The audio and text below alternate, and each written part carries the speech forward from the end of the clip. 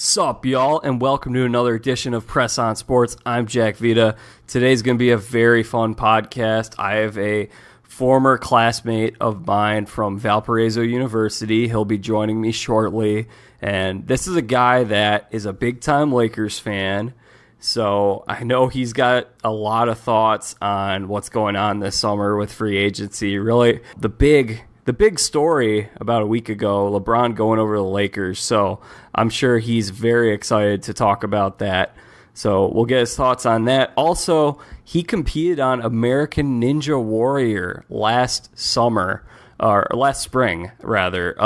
but now American Ninja Warrior is in full swing. It's on right now. So I'm going to get his thoughts on that. He can tell a little bit of his story, and yeah, should be a lot of fun. So without much further ado, here's a great guest. This was a solid, I think this is an A+ job of me on bringing in the guests here, Parker. I appreciate that, Jack. No, I love the podcast. You guys do a great job with whoever you have on, and you yourself, you're a great host. So I'm very happy and pleased to be a part of it. Thank you.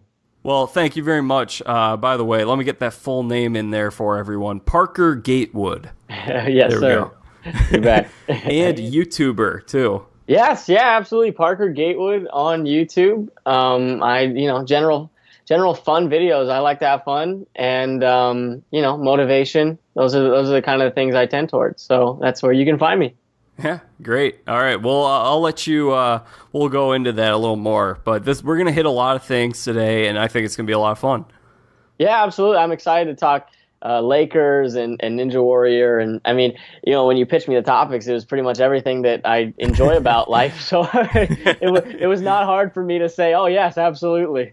So Parker, you are a Lakers fan from Las Vegas, correct? Correct. Yeah, I was born in Southern Cal, Irvine, California, and we moved to Vegas when I was 4, and I lived my entire life there until I went to college in Valpo.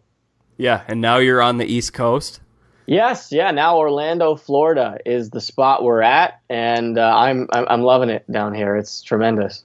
Yeah, so you've been everywhere. I think you're wise beyond your years with the amount of experience you've had and all the wisdom you drop in the YouTube videos. I appreciate that, Jack. Yeah, I just don't, we only get one shot at this thing. So I just feel like experiences are something that, you need to have and be able to take with you, and stories that you can tell other people. And, if you have a way to share yours with others that may up their quality of life and help them get to a spot that's better than where they're at currently, then I think that's what it's all about in this life. And so I'm just trying to do that. Amen. Great stuff there. So let's get into the Lakers here. You ready? You got it. Oh, always. Absolutely. All right, Parker. So I believe it was a week ago today. You probably have the date log somewhere, July 1st. You'll remember exactly where you were when you found out LeBron was going to the Lakers. I do. Do you want to hear that story? Yeah. Okay. Go for it. Yeah. I was in my I was just in my living room, and the craziest part about it is, I've had 3 jobs pretty consistently in the past. And so I just, working a lot and all the time is something that I just kind of pride myself on. And so I was just working. I was working on videos and studying for my job.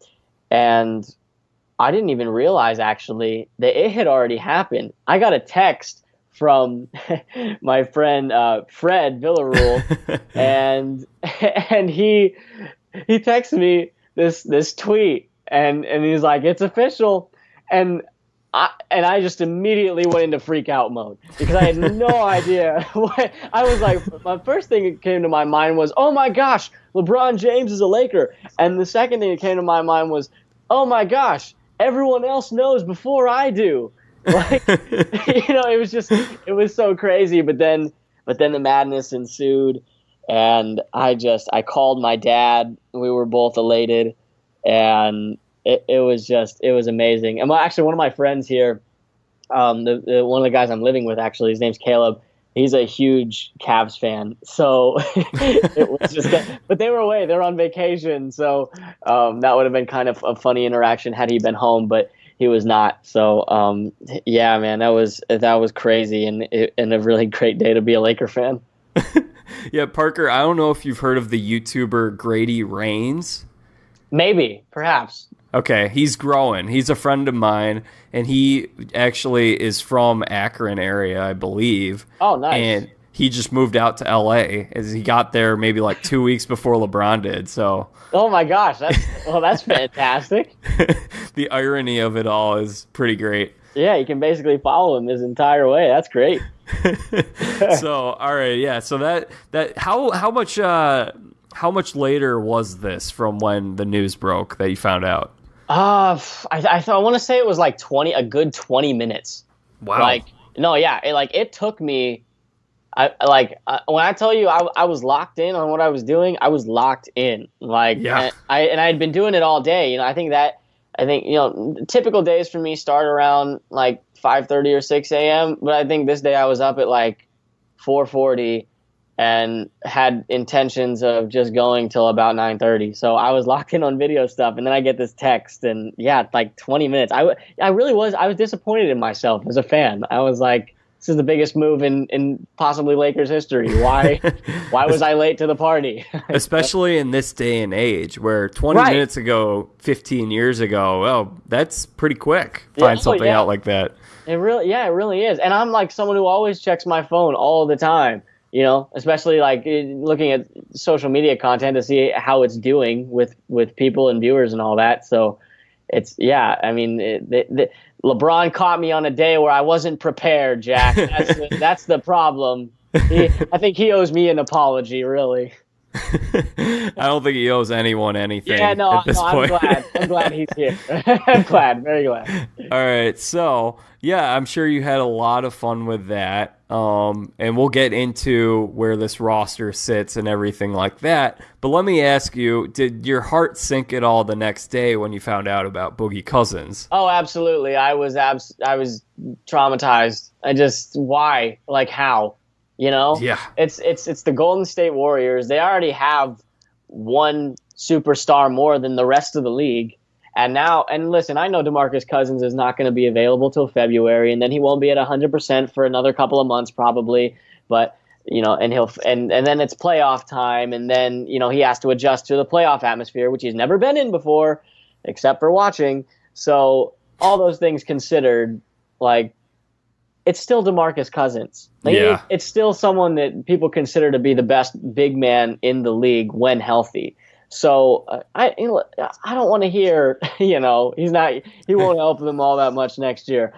He just might. You never know. Like, it won't be till later. But yeah, no, I mean, I was hurt by that signing, and especially the fact that he signed for less than $6 million, right? Oh, yeah. Like, you're DeMarcus Cousins. What do you do? I know he didn't really have a ton of great offers, but I mean, dang, man, that was rough. I would have loved to see him go to the Celtics because apparently Boston was second, and my first reaction to LeBron going to the Lakers was, oh my gosh, we could get a Celtics-Lakers final sometime in the next few years. How sick would that be? It would be really cool. That is now I'll just be honest. I'm fine with the fact that he didn't go to the Celtics just because of that history. Yeah. I can't stand the Celtics. I would rather not see them. Although I am a recent fan of Rajon Rondo, so yeah, that's awesome. But no, I was okay with him not going to the Celtics. But yeah, no, I mean, it's hard to be okay with anyone of high quality signing with the Warriors, right? Right. I'm with you on that. Yeah. I think it's funny though that you bring up Rondo because it's like he's going on a tour of to become a fan favorite of all the fan bases that he's ticked off over the years. Right.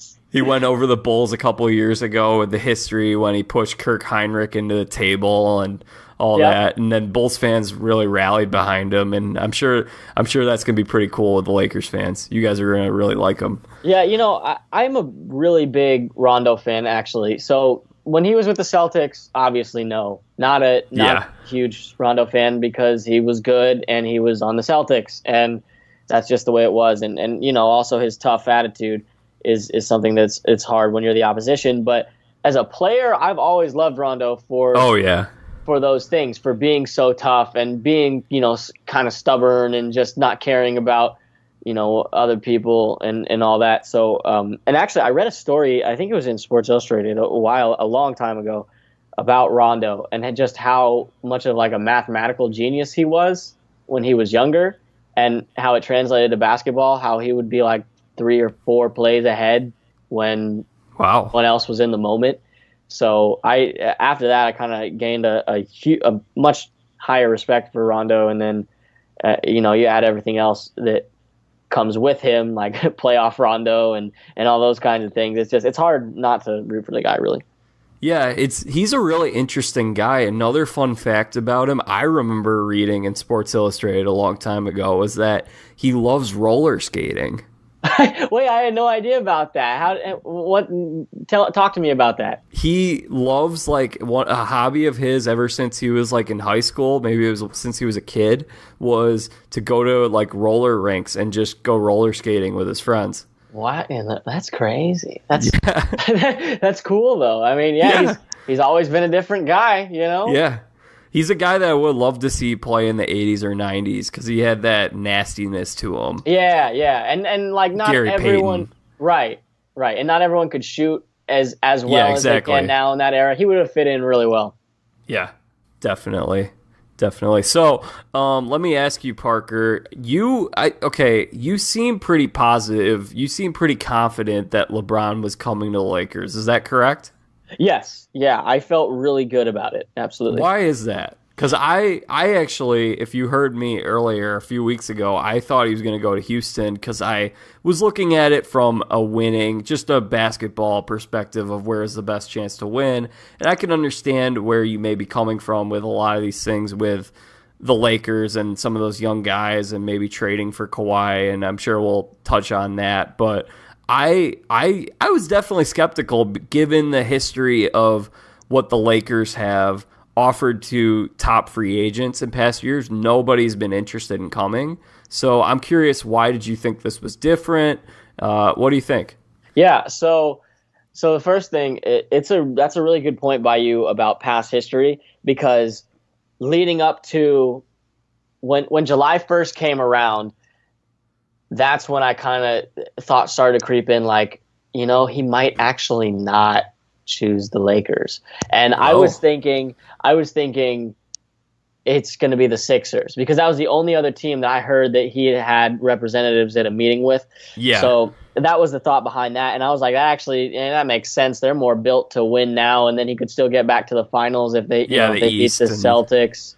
Right. So that was that. But for the majority of the time, I really felt like LeBron was going to the Lakers, and I heard, I'd heard things about how, his house is in LA and how his family was a part of it, and all these different things. And I thought that at this point in his career, I didn't think LeBron was necessarily worried about a ring chase, because he already has 3, and he has time left in his career that he could take a team that is kind of middle of the road and raise them. He's done that. He did that last year. They just didn't win, right? Like, he took a not a great cast. I mean, they're good players, don't get me wrong, but they're not Warriors good players. Right, yeah. Like, not even close. So I thought LeBron was more, worried about brand at this point in his career. Brand, family, and just overall legacy. And I think, what's a better organization than the Los Angeles Lakers to, add to your resume and your legacy, right? I mean, maybe some would say the Boston Celtics. Some would say, but some would be wrong. All right, no, I'm just kidding. But I'm not kidding, but I am kidding. So yeah, I know. I was just poking you at that. Yeah, absolutely. They got one more title. Okay, it's a fact. You can't get away from it. But yeah. So I mean, I don't know. I think the Los Angeles Lakers are a top 5 brand in sports. I would say they're top 1, but that's biased. So I just thought this made sense. And I'm so glad it did, because I'm going to enjoy watching basketball next year, Jack. It's going to be fun. It would have been more fun had Paul George come, but now we don't need him now. It's fine. He's gone. Like, whatever. Yeah. Well, I don't want to get into the discussion of if he made the right decision or not, because, as you mentioned, there's so much more to this than a basketball decision of winning and losing. He's clearly a family man.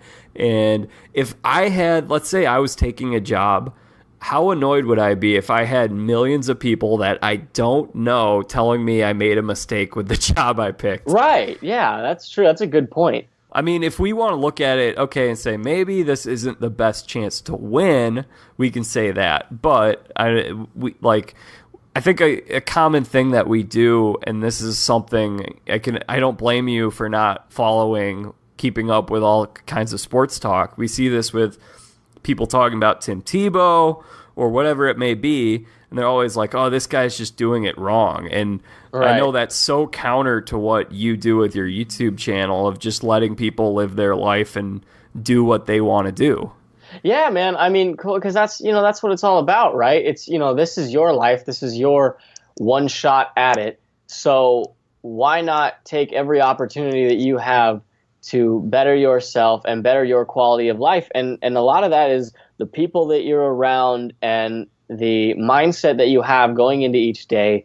And so, listen, LeBron James is someone who's been from Cleveland his entire life, Akron, and has really done so much, not just basketball. Like, yeah, he did the ultimate thing. He brought them a title. But, like, think about the kids he's sending to college. Think about the community he's restored, all that. So he's done so much work there. And eventually, even after basketball, if he really wants to move back to Akron, he can move back to Akron. Yeah. But for the time being, he probably made the decision of, I want to live in Los Angeles. I have a home in Los Angeles. This will be a great place for my kids who have a really good shot at doing something with basketball to go up in a system that's hard to play. California is a really good basketball state.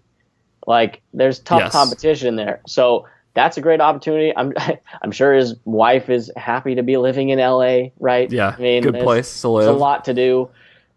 So you think about all those things, and yeah, I mean, it makes sense. And that's exactly what I like to portray in my YouTube videos, is that, this life is what you make it, and you can make it the best possible life that you want. It's just a matter of, are you willing to take the necessary steps to get it to where you want to be? Yep. Yeah, good stuff there. So let's talk about a little bit about this roster and where the Lakers go from here. Sure. Yeah, what do you see? What are you thinking? Kawhi is there going to be a move here, a trade made for Kawhi? I've been really up and down about Kawhi Leonard, because at first it really seemed like it, and then it seemed like, oh no, the Spurs are jerks, and like, no, I'm just kidding. But it's just they're like, we're not going to do anything to help the Lakers get better. It's like, okay, well, at the same time, you haven't done anything to help the Warriors get worse. Like, what are you doing? You're not going to beat the Warriors. The Lakers with Kawhi might not even beat the Warriors, but it's a better chance. So I don't know, man. I would love for Kawhi to be a Los Angeles Laker.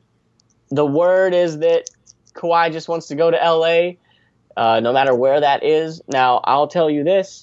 If Kawhi Leonard decides, going to the Clippers would be fine, then I think that speaks about Kawhi's intelligence, and it's not as high as it should be, because the Clippers are an awful organization. But that's, again, that's bias. For another time. Right, that's a whole nother rant. So I've become more skeptical, and hearing things about trade talks with other teams and all that, I don't think it'll happen this year. Do you think he's going anywhere this year? It's hard to fathom, right? Because all of this happening with the injuries and organization saying they want to try to get him there more long term, but he doesn't want to be there. It's really hard to gauge. And you know why a lot of these things are hard to gauge, Jack, and you know this because you've covered sports, is that no one really knows what someone is thinking or feeling except for that person and maybe their significant other. Yeah. So it's just you really can't. We don't know what Kawhi thinks and feels. We don't know what Pop thinks and feels. We don't know what the front office thinks and feels. So that's why it's so hard to gauge. I hope Kawhi ends up being a Laker. That would be amazing. But I also know next year's free agency is huge, especially with a guy like Klay Thompson, being a free agent. Michael Thompson's the broadcaster in LA, so that's huge. I mean, I know it would be ridiculous for him to not want to play anywhere except for Golden State because they've done so much there. But if there was a place that would look enticing, it just might be Los Angeles. Yeah. So, but Kawhi Leonard, that man, like the rest of the world, to me, he's an enigma. Yep. Yeah, it's tough to read him. It's been a really weird situation, and it's really tough to tell where he's going to end up. I do, however, think that if the Celtics truly want him, I think he's going to end up as a Celtic. However, what's going on with Kyrie there, we don't know. That's right. Also an odd situation. So, really, right now, if I had to guess, I would guess Philly. Yeah, the thing is, with the Celtics, for at least this is what I'm thinking anyway, they would have to give up so much of a tremendous future that they have already built within the organization. That, like, is it worth it? Well, you'd be giving up Rozier, who's going to be a free agent next year. So you have to lock up Kyrie. Yep. If you're doing that, and you'd have to probably give away either Brown or Tatum. Yeah. If not both, and they're not giving up No, it both. wouldn't be both. It would be Brown, Rozier, and maybe the Kings pick that they have, which is a lot. Yeah, and I don't think Danny Ainge, under any circumstance, wants to trade Terry Rozier. That's like, I've seen clips of, like, there was a clip. This is really interesting. I don't know if you saw this, but Terry Rozier was on like a Bleacher Report show or something like that or whatever, and he called Danny Ainge right before they were about to make a pick. They hadn't made this pick. This was live, NBA draft. He calls Danny Ainge. Danny Ainge not only picks up, but then proceeds to tell him who they're going to pick before they actually make the pick. So, wow. If that doesn't tell you how much that man likes Terry Rozier, like, I don't know. I'm also a very big Terry Rozier fan, but Yeah, the other thing with Kyrie is you don't know if he's going to stay healthy, too. So you could be investing in Kawhi, and you don't know what's going to be the status with his quad. So, I don't know. I was initially really liking that as a destination a few weeks ago, and even going back a few months, I had been beating the drum for one day Kawhi is going to be a Celtic, but I'm definitely becoming a lot more skeptical over that. Yeah, For Laker fans, let's hope not. If it becomes a Sixer, that would be much more favorable, and probably make for a really interesting Eastern Conference Finals. Yeah, absolutely. But I would love to see Kawhi in a Laker uniform, if at all, in the future. Okay, so what's the offer? So you aren't sure if you'd make a trade for him or not? Yeah, okay, so the proposed trade that kept circulating was something ridiculous, like Kuzma, Ingram, Hart, and like 2 picks. And I'm like, okay, so why don't we just trade away everything, right? Like, Julius Randle's already gone, so let's just give away the rest of our team. Your boy. Oh, dude, you know how much I'm a Julius Randle fan. I've been following that dude since junior year of high school. Like, I am huge on that man. Like, it's just, Do you think the Spurs want the Ball family with them? I don't. Oh boy, do I think the Spurs want the Ball family with them? I don't know that really anyone wants the Ball family with them. It's a circus. And it died down a little bit towards the end, which was great. I was wondering if Magic stepped in and said something there. It was like, something's going to happen here. Like, you need to stop. Right. Yeah. I mean, I hope so. And I hope he would respect that. That would be fantastic. But no, I don't think the Spurs want that. But honestly, I just don't think the Spurs I don't think they want to make the Lakers better in any way. Yeah. So honestly, I don't know if that trade does make them better. I don't know who you get right? Yeah. Like in free agency, because you have LeBron and Kawhi, that's great. But by the way, Yeah, what's the rest of the roster that look like that? yeah, right. I mean, okay, like the Cavs had Kevin Love and LeBron. Now that's way different. Kevin Love and Kawhi Leonard. Let's be clear. But like, okay, so the Lakers still have say they have Kawhi and LeBron, and like have to figure the rest out. The Golden State Warriors still have Kevin Durant, Steph Curry, Klay Thompson, and Draymond Green, and now DeMarcus Cousins. So that's I don't know about you, but that doesn't sound still favorable to me. No, it doesn't. And I don't want to see Kawhi teamed up with LeBron because you're going to have to stay patient with me here for a second, Parker. Okay. But right. LeBron may be a little difficult for some guys to play with just because of how ball dominant he is, where That's fair. If you're playing in Boston, you're playing in Golden State, they're sharing the sugar everywhere, so you're going to get your touches. But LeBron's so ball dominant that you see what happened with Kevin Love, where now you could have whatever opinion you have of Kevin Love, and like you said, he's not Kawhi Leonard. But I don't want to see Kawhi Leonard relegated to the role of second option, because I truly believe when he's healthy, he's one of the top 3 or 4 players in the league. Yeah, I think most people would agree with you. I think that a lot of people put Kawhi number 2 for a good part of last year, and then coming into this year, definitely. Yep. And then, obviously the injury and everything else happens. Yeah. But no, I think you're right on that, because a lot of, Kawhi does the one thing that a lot of stars don't do, and that's he plays defense better than pretty much everyone. So, yep. And when you think about, like, they're like, who's the best two-way player in the game? And the common names that come up are Kawhi, Jimmy Butler, and Klay Thompson. But Klay Thompson doesn't have the offensive package that Kawhi has. So that's what, elevates him in that regard. But it's, I mean, I would like to have Kawhi. I think that LeBron and I think it's just hard for me to think that someone won't work with LeBron, I mean, yeah, it is. It's because LeBron works with everyone. Now, they may not get along behind the scenes sometimes. Yeah. But, I mean, overall, LeBron's pretty much shown that you can give that man, a deck of cards and a soda to play with, and, like, he'll make it work somehow. I just don't, so I don't know, but we'll see. One last Laker question, and then we can talk a little bit about some of these other things happening around the league, and then we'll get into the American Ninja Warrior stuff. So as the roster sits right now, let's say there's no Kawhi trade. Okay. Where do you think they go in terms of shaping up the rest of this roster, and what are reasonable expectations for the Lakers coming into the 2018 to 2019 season? Hard to believe we're already almost in 2019. Yeah, I know, that's crazy, and especially with it's right around the corner. I guess October's coming up. Yeah. So that's weird. But yeah, I mean, well, you see the roster you have right now, and honestly, with the roster that is right now, and then you add LeBron James to it, it's really exciting for me, at least, because this was a team that excited Laker fans last year when they didn't really have much, right?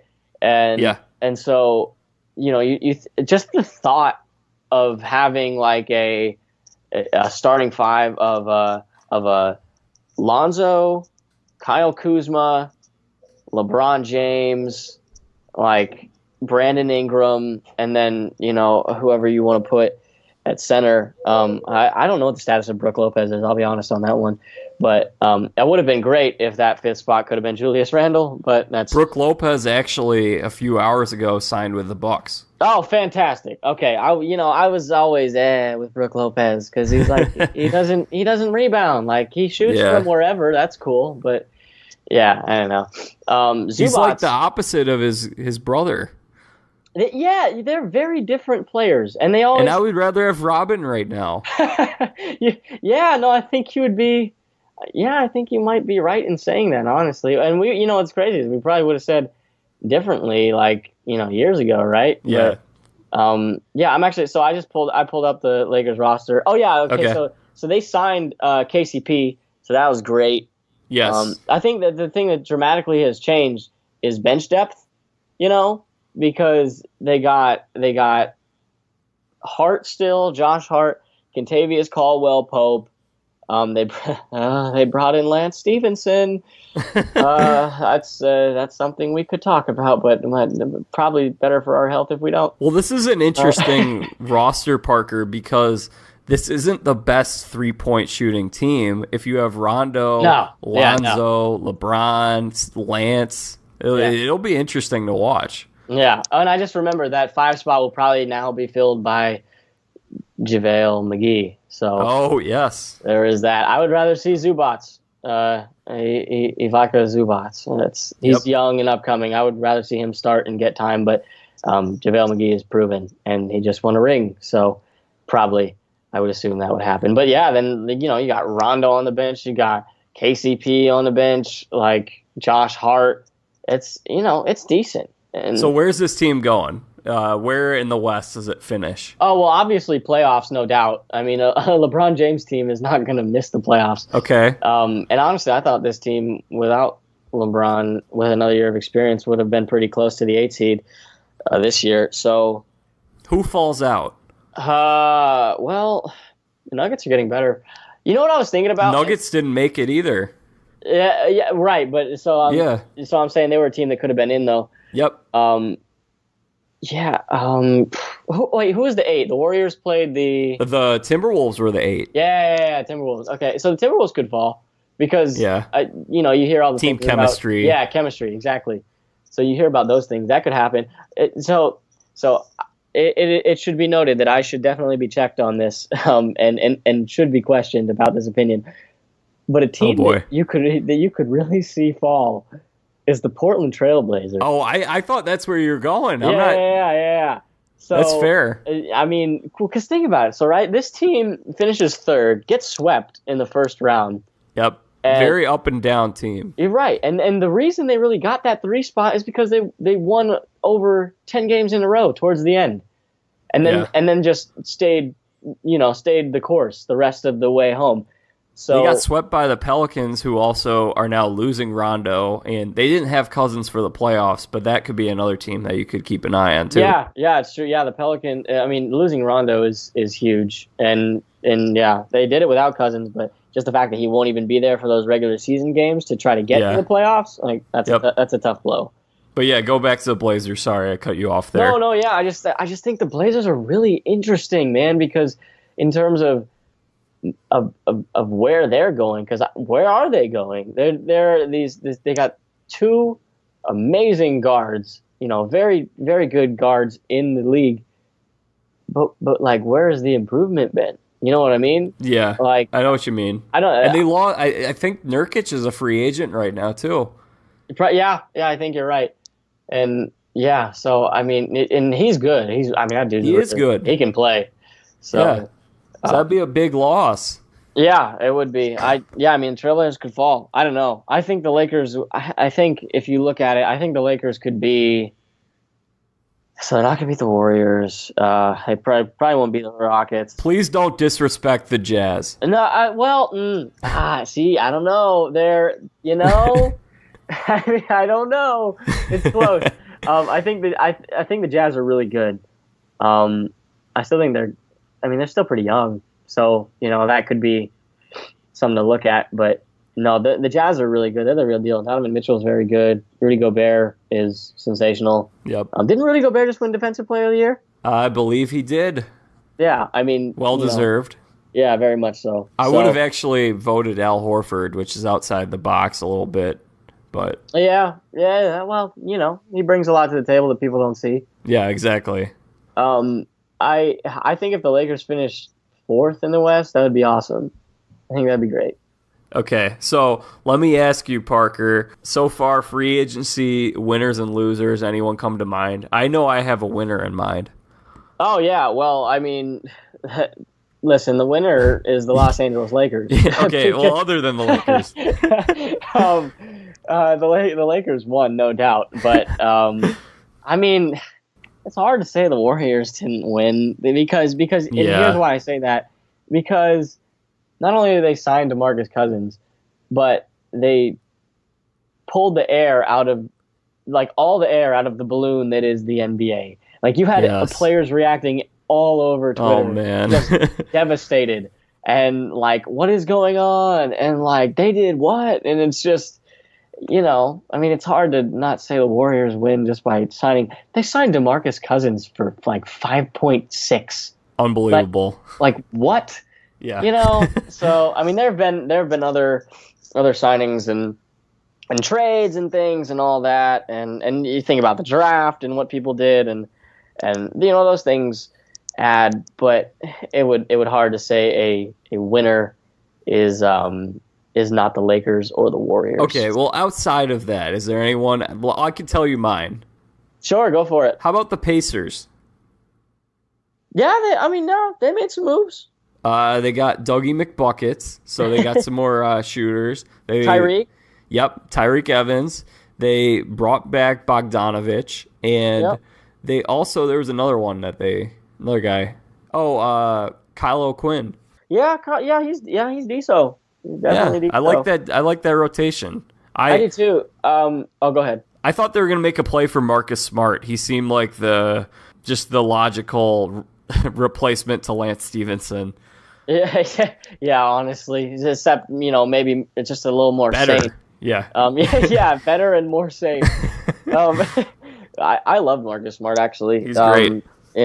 Ever since Oklahoma State, he always had a rough and rugged game. Yep.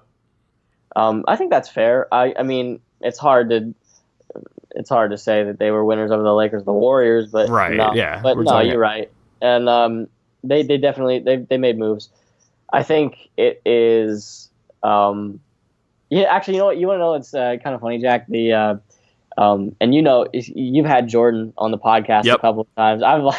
I've reached out to him on Twitter a couple of times because of the two signings they made. Like, I think today they signed Zaza Pachulia, and then previously they signed some other guy that was just like so vanilla. And I was like, these are the moves you've been looking for. Yeah, these are the ones you wanted. Are you saying that his skin tone resembled vanilla? Or his game? I'm gonna go with game. I'm gonna go both, but I mean, yeah, I don't know. It's like, who do you want, Zaza Pachulia or LeBron James Jr.? give me Bronny. I don't know. I'm just kidding. But yeah. Yeah. By the way, for those who don't know, Jordan Morandini did the baseball podcast and is a big Pistons fan. Very much. Yeah. Yeah, and I think if we're talking about losers, it's obvious, right? The Cleveland Cavaliers are the loser of free agency. But at the same time, though, like they're losers of free agency, but like they didn't really lose anything with LeBron James. Like he did what he said he would do. Yeah. And he gave Cleveland a title, which never happened. Yeah. And just that whole city in general. So, but I mean, yeah, obviously for this round of free agency, they are the losers. I can't feel bad for Cleveland fans because, I mean, they did that whole Believeland 30 for 30. Did you see that? Yep.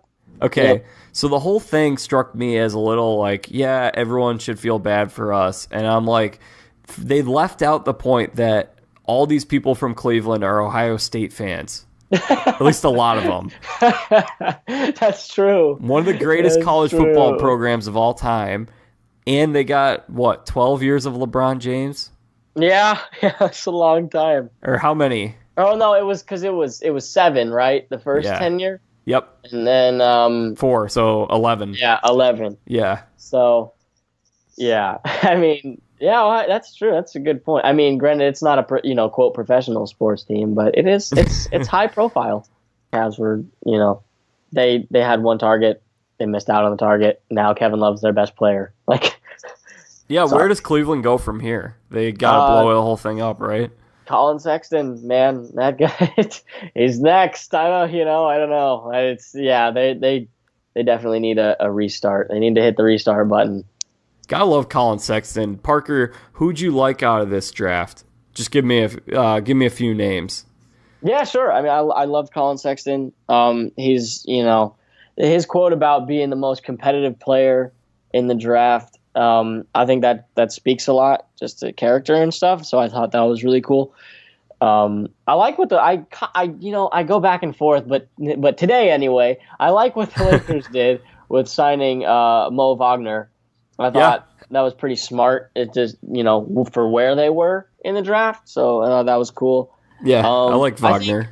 I think that the Holiday brother that went like super late for where he was projected. Holiday. Yeah, I feel like that was smart just because great pick. It was so low for him and everything. And then you look at I don't know about the Hawks, man. Training up to 3 to get Trae Young, like I just don't know about that. But I know I saw Mikal Bridges looked pretty good in summer league recently.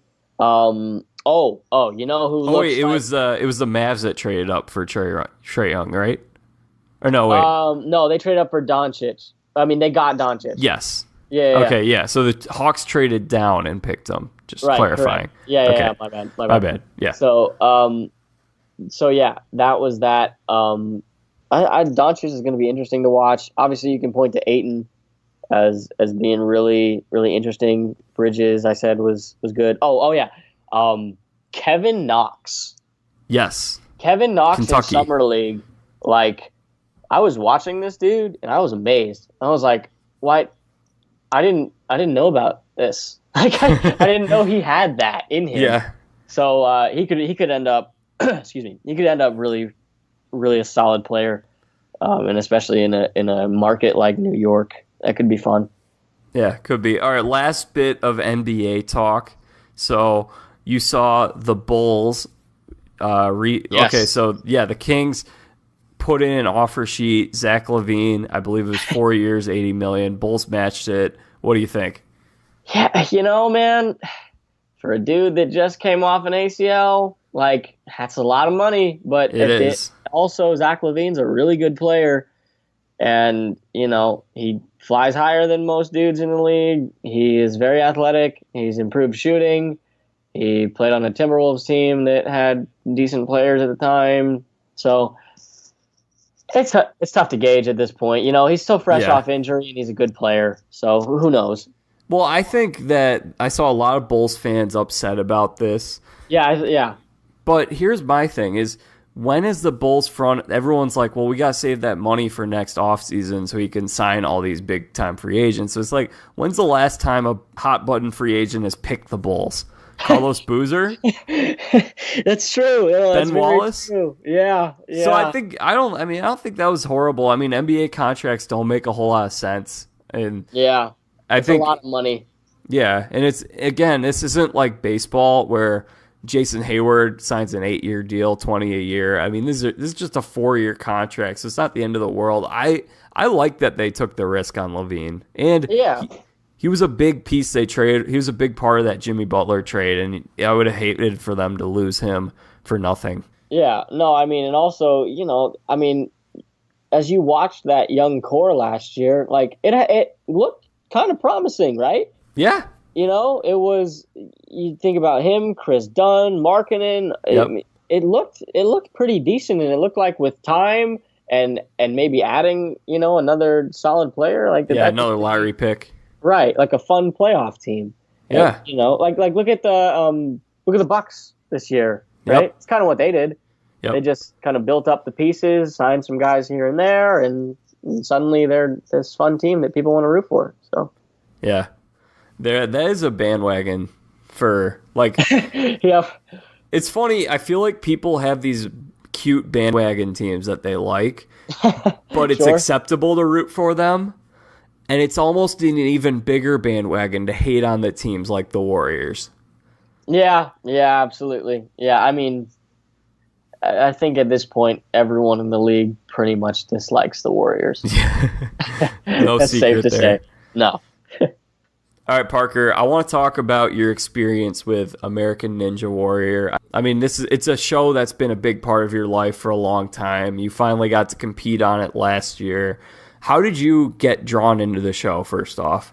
Yeah, man. So when I first started, I watched the show with my family. They got me into it, and they were always like, Parker, you could do this. Like, I bet you could do the things these dudes are doing. And I'm like, yeah, probably. Naive me, like, like, yeah, I could do all that. Like, but so yeah, it was always kind of like, it was in the very back of my mind, because when I first started watching the show, I was still thinking about other sports, and I was thinking about school and all this stuff. But then I decided a couple of summers ago, I was like, my entire life I've always wanted to be, an athlete, and even in college I wanted to be an athlete. Like freshman year, I wanted to walk on to Valpo's golf team. Wow. But I was an engineer, and I was not good at engineering, so that took up all my time, and I never had that chance. And also my parents didn't think it was a good idea for me to take my clubs to college, because they thought that's all I would be doing, and they probably would have been right. It's an easy way to waste money too. Yes, very much so. So I probably would have been at the range a lot and on the playing green, but so that didn't happen. But I was like, I'm watching some of these people compete, and I'm like, well, no, this is my opportunity. This is where I could be a professional athlete if I really put in the work. And let's be clear, I'm not yet. I don't get paid for this stuff. I'm training every day, like really hard to try to get to that point, but it's so much work that goes into it. The top dudes in the sport are dudes that have been doing it for 8+ years. So, but yeah, I always watched the show, and then a couple of summers ago, I think it was the summer of 15. Was it? No, 16. My bad. It was it was after I graduated. It was the summer after I graduated. I started training, and I just dove in head first. Like, I followed countless people on Instagram. I watched numerous YouTube videos, and I was just 100% everything I got, go for it. And I mean, I'm telling you, Jack, I was doing things like I would log. I had an Excel spreadsheet logging the amount of hours of film I watched. Wow. Of Ninja Warriors. Like, and I'm not talking about just the show. Like, I'm talking about submission videos on YouTube and how people did it and who were successful and who wasn't. I'm talking about Instagram clips. I'm talking about a series on YouTube called Ninja versus Ninja with Evan Dollard. I mean, like Team Ninja Warrior, American Ninja Warrior. I was watching so much film. It was ridiculous, and trying to learn how these people did it, because we don't have, Valpo didn't have a ninja gym. It was there's the closest one is an hour and a half away. So I had to just go to parks and go to. All right, explain what's a ninja gym to those who are wondering. Oh yeah, good call. I was like, I'm thinking, whoa, ninja gyms. That sounds pretty sick. I mean, I know I've heard you talk about them before, but I'm sure a lot of people are wondering what exactly that is. Yeah, for sure. So a ninja gym is, you take the show American Ninja Warrior, and you think about all the obstacles that are on there. Basically, what people have done around the country is they've taken all the obstacles from all the seasons. It's been 10 seasons, and this is the 10th season, and they just take the obstacles from the show, and then they add on to them in these gyms, and it's just this this big space, and sometimes small spaces, but for the most part, the gyms are pretty decently sized, and they just have all these gyms. You got your warped wall, your salmon ladder, you have the quintuple steps, you have the double steps, all those things that you think about when you think Ninja Warrior. They're all incorporated, and the people that are gym owners, they find ways to add on to the obstacles to make them even harder than the show. The local competitions are harder than the show, and the show's hard because there's only been 2 people that have ever completed the whole course, and there's only been all the stages of the finals, and there's only been 1 grand champion. So obviously that's hard, but the local competitions, they make even harder sometimes. So I mean, these gyms are very extensive, but yeah, so the closest ninja gym to Valpo was an hour and a half away. So I'm just training on playgrounds and parks, and watching film and doing everything in my power and everything I can to try to be able to get to a spot where I can compete with these guys, even though I've never been on obstacles. I was able to go to a ninja gym 3 times before I went on the show. And I think that definitely that played a part in the result of my run. But I worked relentlessly hard on trying to be ready, and doing things like creating a soundtrack of crowd ambiance and crowd noise to have on my iPod to play in my headphones while I train, so that I wouldn't get flustered by the moment. Wow, that's a great idea.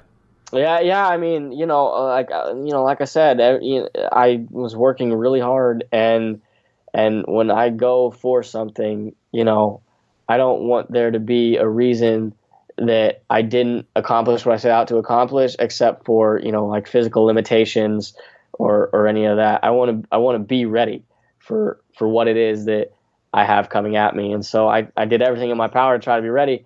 The stage is just a little bit bigger and a little bit brighter than you can even prepare for. So what happens next then? So I know you had to send in an audition tape. Did they interview you at all, or did they basically bring you out for a tryout? Oh yeah, yeah. The process of the show, coolest thing in the world. Like, I mean, so incredibly awesome, because you legitimately feel like they make you feel like a star. It's amazing. Now, you get the call. Oh my gosh, you get the call. Holy cow, that was so fun. March 16th, 1:49 p.m. That was when I got mine. And you probably have like a screenshot of that frame absolutely. Somewhere in your house. Not framed, but I have the screenshot saved of the call. Yeah, I remember. So yeah, man, that was just such a crazy day. I called so many people that day, and I remember talking to the producer and him telling me all this stuff, and I'm like rushing to type these things on my computer, because knowing darn well that I'm going to forget everything that this man says in like 2 seconds, because I'm just so, adrenaline is so high, and I'm so just amazed by life at that point.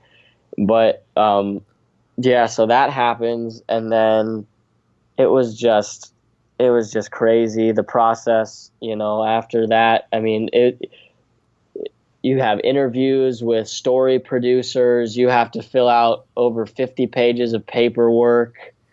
You have to sign a bunch of things. You got to get people to sign things. If you had other people that were in your submission video, you have to have them sign things. Wow. But it was so fun, and this, the conversations I'd have with the story producer was awesome, because they wanted, my story was based around me and my granddad's relationship, and they were just really into that.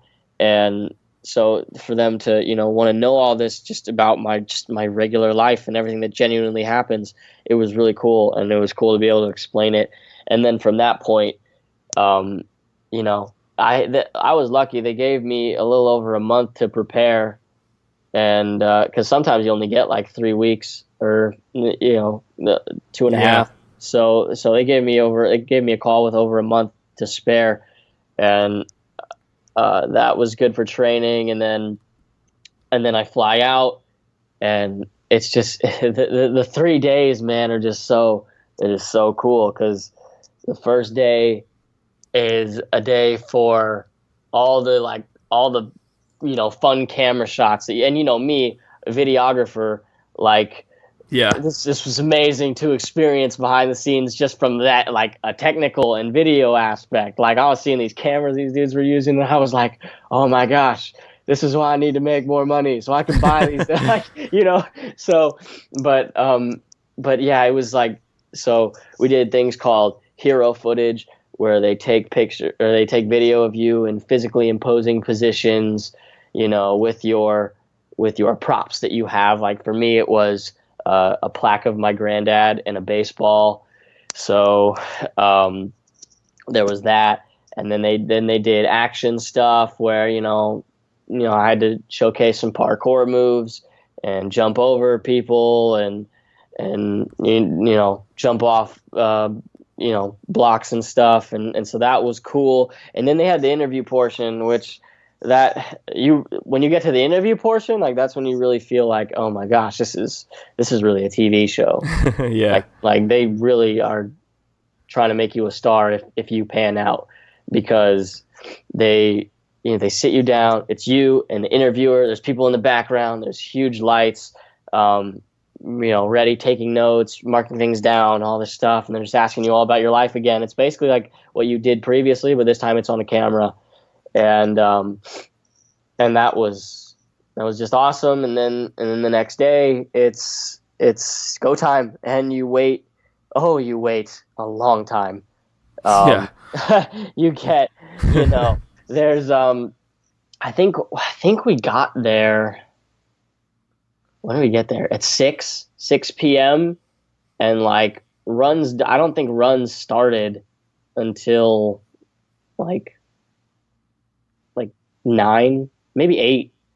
But they had to do all that for paperwork and everything, and then the night goes into 3, 4 a.m., something like that. But yeah, and then next thing you know, you're running the course, and it's go time. That sounds like a really amazing experience. I'm glad you were able to take a lot of positives out of that. Totally. But I know when you went out there, it didn't exactly go the way you had planned and you had hoped for. So what was it like in terms of, I know it may have been really hard for you, but how are you able to bounce back from that? And what was that feeling like initially, and how did it get better? Yeah, man, that was really, it was tough. It was real tough. I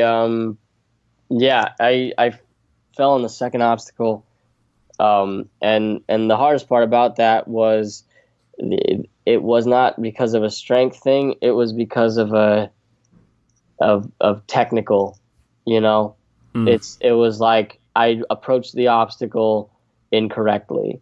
And, that moment is, it's nuts, because, so the indication was that I was going to be, if I did well enough, featured on the show. And I haven't told a lot of people this. But the lady that did my story emailed me and said, hey, listen, if you go far enough, there's a very, very high chance that your story will be profiled on NBC. And in which I'm going to just throw in here, for those who don't know, they shoot a lot of ninjas, right? And not everyone makes it on the TV. Yeah, like 120 were in Kansas City. Wow. I was like 30th. And so... Did that add to the pressure at all? Oh, no doubt. Yeah, absolutely. Like I tried to kind of suppress it like it didn't, but yeah, no doubt. Just the fact that, you have that hanging over your head is... It's really big, but and I felt great. Like, don't get me wrong, like I felt great the entire time. And then when I walked up, man, this is what did it. I walked up there, I got to the starting line, I saw everything. I was still really excited and super hyped up. And then they turn on this huge monitor to the right of you. It's huge. I mean, it's like the size of houses huge, and Cowboy Stadium big, basically. Like yes, huge, and it's your face. Oh my gosh! They just zoomed in on you. No! And that I was cool. I was feeling great. All my mental preparation, everything I thought was working, and then that happened, and then just like I don't know if you can hear that, but I just snapped. Yeah, I did. But then it just hit, and I was like, oh my gosh. And I made it through the floating steps. No problem. I was still a little nervous though. And then that happened. And here's the craziest part, because they knew they wanted to feature me and everything and all that. When I was in trouble on the second obstacle, the entire crowd and everybody in the area was chanting my name. And so to then fall Oh, on that man. obstacle. I mean, I've never had a whole like stadium or area chant my name for. Like that was crazy. It was Yeah. awesome, and I barely Yeah. remember it because I was so, my brain was everywhere. But it was crazy, and so then you fall and you hit the water, and they throw you that Palm Wonderful towel, which I still have, by the way. It's actually Oh, hanging great. in my room, and I shower with it every day to remind me. Um, yeah, it's a constant reminder. So, but yeah, it's a crazy feeling, and especially when you have like 11 family members that make the trip. Uh, Yeah. and so I just went back to the hotel after that and lifted and screamed for like like 2 hours, and eventually went to bed but didn't go to bed. And so it was a lot, but I mean, all that story, and it's a lot, but I really do only think about nowadays. I really only think about the positives from that trip. So it was great. Yeah. So, what positives were you able to take away from that and incorporate into your life? And in terms of bouncing back from that, did it take a while? Are you still, is that something that still racks your brain sometimes and you think about that? Are you trying to get back into it?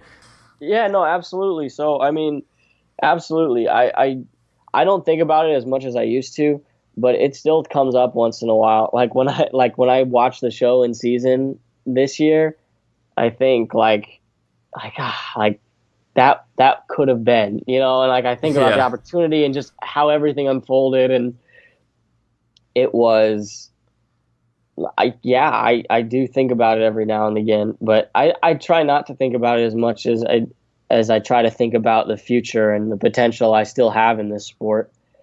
I am still training. I have a ninja gym in Orlando now that I am a member at, so huge advantage over previous training.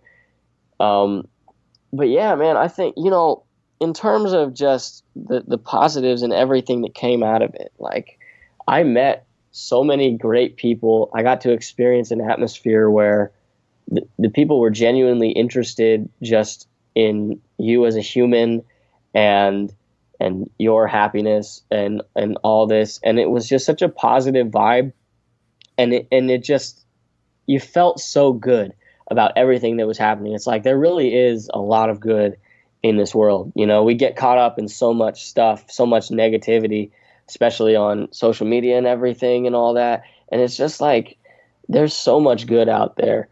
And when I fell, man, my brain was thinking rage, but everyone that I walked by, towel in my mouth, just clenching it with my teeth like Kobe, like, like everyone was just trying to give me positive word. And like, I wasn't having it at the time because I was just pissed, but I don't know if I can say that, No, but, you're fine. Yeah, you can say okay. that. But it was just like, it's such a positive community. And I didn't train after that for about 3 months, but then I got back into it, and I had met so many great people from that. And it just gave me a reason to keep going. And, that's really, in terms of like, so this, I'm a very strong Christian, Yeah. and I grew up Lutheran, and I really do be praying a lot and talk to God a lot, and so I was just, leading up to that, I was just so in awe that God had put me in a situation to like partake in a dream and turn it into a reality. Like that whole, even the training leading up to the show, I would say was almost as fun as the show, because it was like as close to the Lord that I had ever been, because I was just like, really seeing things move Wow. in my life. And so that was such a huge positive. And the whole time I was just thinking, this opportunity just came because you gave it. So thank you. And like, just, I don't know why I was lucky enough to have this opportunity, but whatever happens is for a plan. And now as I kind of see things play out, if I would have done well on Ninja Warrior, it's so funny, like looking back at things and seeing how everything goes. If I would have done well on Ninja Warrior, my summer would have been taken up, and I would have never got an internship at University of Notre Dame, and then I would have Play like a champion. yeah. Well, so I got that internship. There was a summer internship, then that turned into a year internship, which turned into me learning more than I ever could have ever imagined about video, which turned into me getting paid and then getting paid more and then building relationships.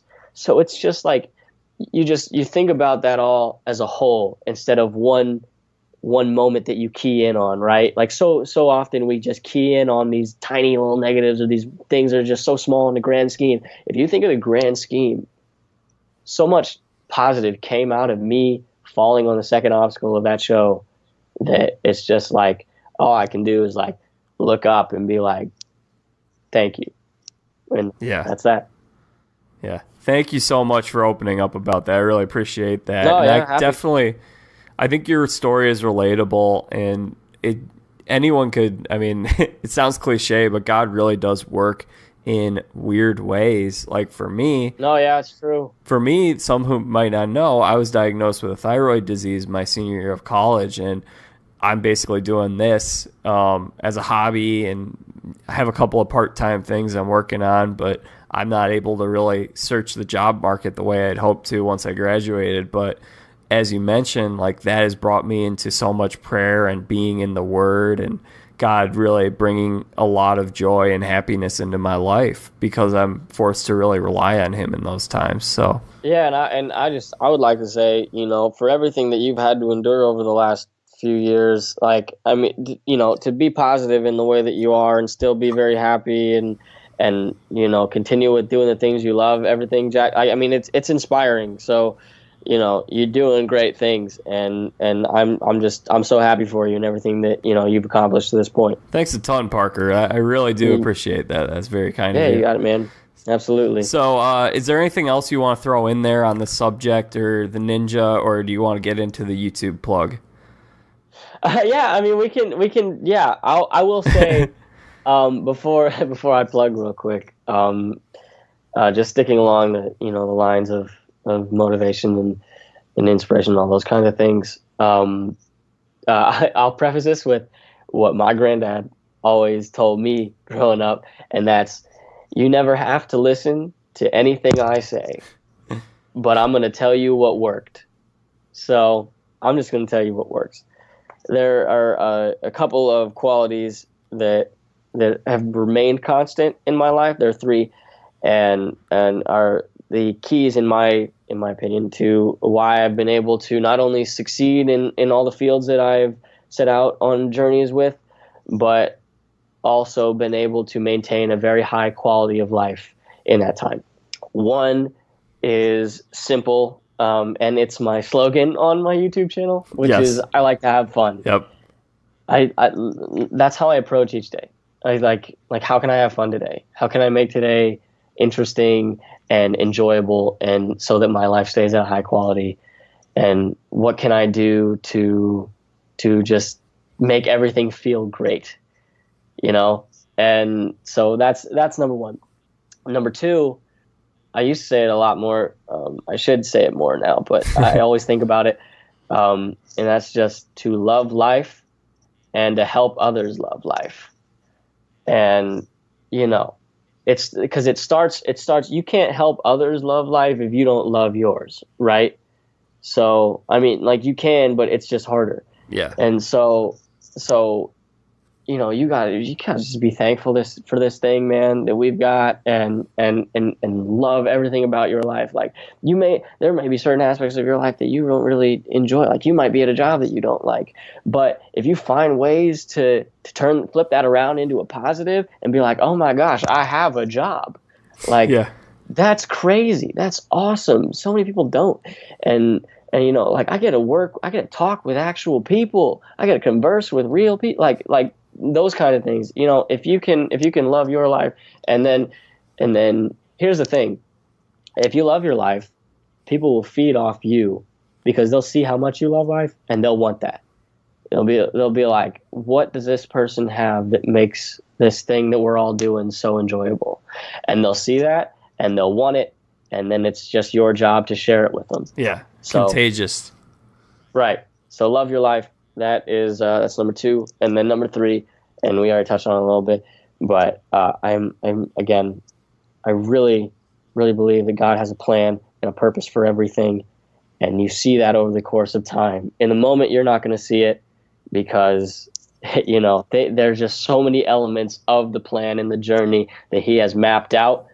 But if you just trust that plan and trust the process that is God's plan, you're going to be okay. And stay prayed up, keep the faith, and you'll be all right. Yeah. Amen. I'm with you on all 3 of those. Great stuff there, Parker. And I also love how you throw in there that you like to have fun and you're a Christian, because a lot of people think you're a Christian, so you don't like to have fun, but you can do both. Sure. Yeah, no, absolutely. Yeah, man. I'm telling you, man, every day is what you make of it. And for me, I just like making every day different than the next and having fun. All right, let's get this YouTube. All right, so if you haven't, you need to check out Parker's YouTube channel, and I'll let you talk a little bit about what you do on there. I got you. Yeah, no doubt. So before I talk about the YouTube channel real quick, I'll just quick plug. Facebook, you can find me, Parker Gatewood. Oh, yeah. And Twitter and Instagram, Parker B. Gatewood is the @, Parker B. Gatewood. So, all right, that's done. Yeah, and I'll include those in the blog post as well. Sweet. Thanks, man. Yeah. Appreciate it. No problem. Yeah, but in terms of YouTube, look, if you're looking to find more inspiration, find more motivation, and just have more fun, I would love it if you would be part of the community that has joined and subscribed to my YouTube channel.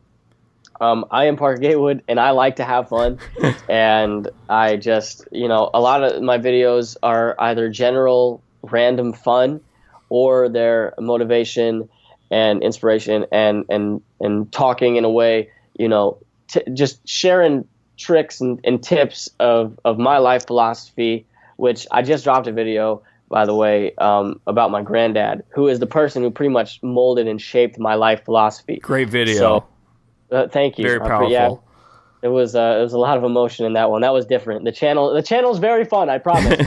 But this last video was just, it was from the heart. So, but yeah, I mean, look, if you want someone to feel like if this person is helping you be more motivated, and someone who maybe could help you increase your quality of life, I would love to do that for you. And if, it starts with you watching my videos and it turns into you reaching out through social media and asking questions or saying how it's helped, I'm all for it. I will respond.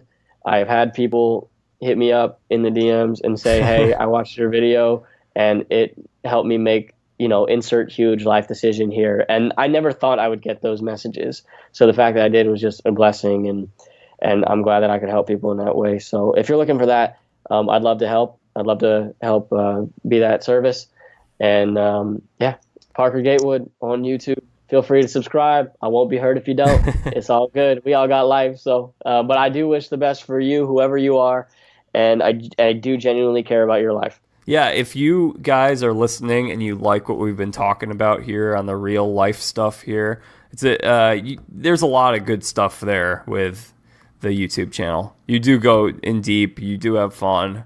And one thing I really like about your videos is the internet, it's no secret, is a cynical place. Sure. So to bring that positive energy and excitement, I know a lot of people appreciate it. I appreciate that, Jack. Thanks so much for being a loyal subscriber. Yeah. Thanks for supporting the podcast coming on. I really appreciate this, Parker. Absolutely. I can't wait to share this one with everybody. All right. So real quick, you want to throw that Twitter handle out there one more time? Yeah. Twitter and Instagram. I'm at Parker B. Gatewood. I'll be honest, I'm less active on Twitter. I'm very active on Instagram. If you want a lot of the fun stuff and you want you want those things, go to Instagram. That's the social media that's popping. But Facebook gets more interaction, I think, than Instagram. It's close, but Facebook and Instagram are my go-tos. But yeah. Also, fun ninja stuff there too. So yes. We like the ninja. All right. Well, thanks a ton, Parker. I really appreciate you coming on today. This is a lot of fun. I appreciate it so much, Jack. It's been great to catch up and talk, and just thanks so much. And I really appreciate what you're doing. Thanks. Yeah, hopefully we'll do it again. You got it, man. Anytime. All right, so there you guys have it. Parker Gatewood coming on the podcast. Had a great time talking and having him open up about his experience and his journey with American Ninja Warrior, talking about his faith. Big ups to him for being so open with us. It was a lot of fun to get a glimpse of that journey because I know he hasn't shared much of that with many people yet. And also, hello to all the Valpo friends of ours who are listening, who came here to listen to Parker's story. So, yeah, lots of fun here. I really enjoyed this podcast. It was fun going to the NBA action. Coming up later this week, I should have a baseball podcast out with possibly Jordan Morandini, MLB All-Star stuff. And if you want to follow Press On Sports on iTunes or wherever you get your podcasts, go ahead and do so. Subscribe to the podcast, and you will never miss an episode. You'll always know when there's an episode available. It'll show up in your podcast app. I know not everyone uses iTunes. There have been some questions of where else is it? Is it on Stitcher? Is it on Pocket or Podbean? Whatever. It's in all places except SoundCloud, not on SoundCloud, and it is on Spotify. So go ahead and subscribe, and you will never miss an episode. Lots of fun here on the podcast today. Thank you all for listening. I hope you enjoyed this podcast. Other than that, I'm good for now. Bring in the dancing lobsters.